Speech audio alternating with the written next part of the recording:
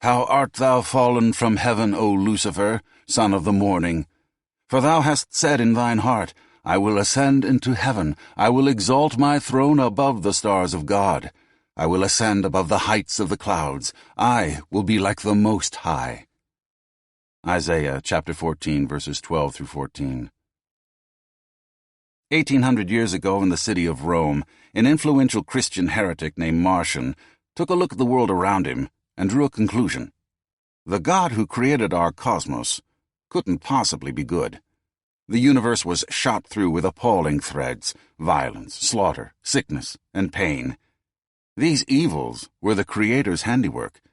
Surely he must be some perversely sadistic force, one who should be banished from influence over the minds of men. More traditional Christians found another way of dealing with the problem of evil. They created the myth of Lucifer. Lucifer had been a magnificent angel, a courtier of God, a prime noble in the kingly halls of heaven. He was trusted, powerful, charming, awesome in his self-possession. But he had a flaw. He wanted to usurp the seat of heavenly power and seize the throne of God himself. When the plot was uncovered, Lucifer was hurled from heaven, exiled beneath the earth, and tossed into the dreary realms of hell. The ancient gods who had been his co-conspirators were cast into the lightless subterranean caverns with him. But Lucifer still bore some of the attributes of his creator and former master. He was an organizer, a would-be crafter of new orders, a creature bent on pulling together forces in his own manner. The fallen angel did not lay face down long in the muck of the lightless caverns. His first step was to mobilize the squabbling gods trapped with him in hell, regimenting them into a new army. Then Lucifer set forth to conquer the earth, using as his pawn a fresh, godly invention, an innocent pair Jehovah had placed in a garden, Adam and Eve. The great seducer tempted Eve with the apple of knowledge, and she could not resist the Luciferian fruit. Eve's sin against God corrupted all mankind. Ever since that time, man has aspired to the Lord, but found himself a victim of the devil. Marcion the heretic said God was responsible for evil. Mainstream Christians absolved the Almighty of responsibility by blaming all that's wrong on the Prince of Darkness and on man. But in a strange way, Marcion understood the situation better than the more conventional followers of the Church. For Lucifer is merely one of the faces of a larger force. Evil is a byproduct, a component of creation. In a world evolving into ever higher forms, hatred, violence, aggression, and war are a part of the evolutionary plan. The Lucifer Principle is a complex of natural rules, each working together to weave a fabric that sometimes frightens and appalls us.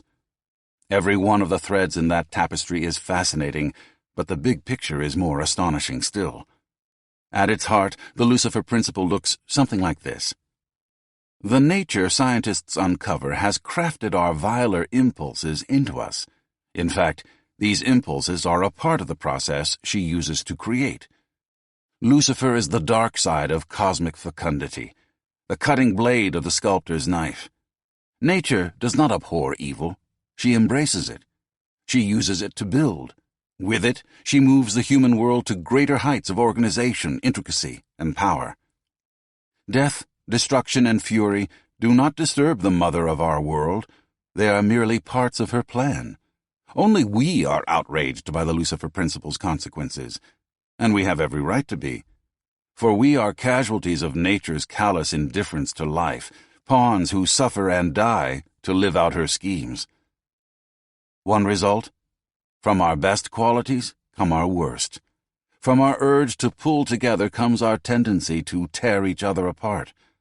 From our devotion to a higher good comes our propensity to the foulest atrocities. From our commitment to ideals comes our excuse to hate. Since the beginning of history, we have been blinded by evil's ability to don a selfless disguise. We have failed to see that our finest qualities often lead us to the actions we most abhor: murder, torture, genocide, and war. For millennia, men and women have looked at the ruins of their lost homes and at the precious dead whom they will never see alive again, then have asked that spears be turned to pruning hooks, and that mankind be granted the gift of peace. But prayers are not enough. The Lucifer Principle contends that evil is woven into our most basic biological fabric. We need to stare directly into nature's bloody face and realize that she has saddled us with evil for a reason, and we must understand that reason to outwit her. For Lucifer is almost everything men like Milton imagined him to be. He is ambitious, an organizer, a force reaching out vigorously to master even the stars of heaven. But he is not a demon separate from nature's benevolence. He is a part of the creative force itself. Lucifer, in fact, is Mother Nature's alter ego.